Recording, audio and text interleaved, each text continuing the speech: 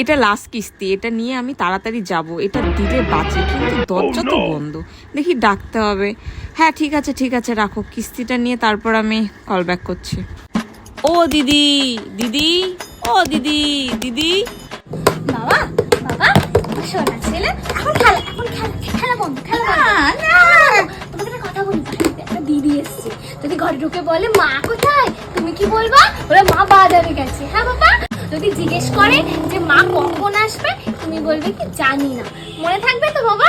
যাই, এবার তার ছেলেকে বলে দিয়েছি, ও ঠিক কাজ করে দেবে। আমার বাবা লুকাই, যাই খাই।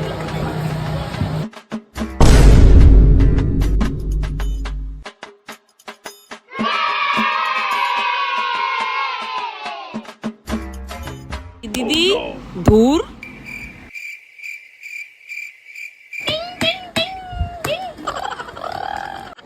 এই তোমার মা কোথায়? বাজারে গেছে। কখন আসবে তোমার মা বাবু? জানি না। এখন যদি লাস্ট কিস্তিটা না নিয়ে যেতে পারি তাহলে যে আমার কি হবে, কথা শুনতে হবে।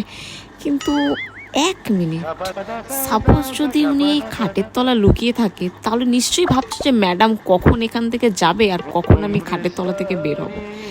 একবার কি খাটের তলার নিচে দেখি কে আর কে দেখতে পারবে, দেখতে তো অসুবিধা নেই। কিন্তু এটা বস্তা না মানুষ? বস্তা। ও বেরিয়ে আসুন দিদি, আপনার খেলা শেষ, আসুন আসুন। কি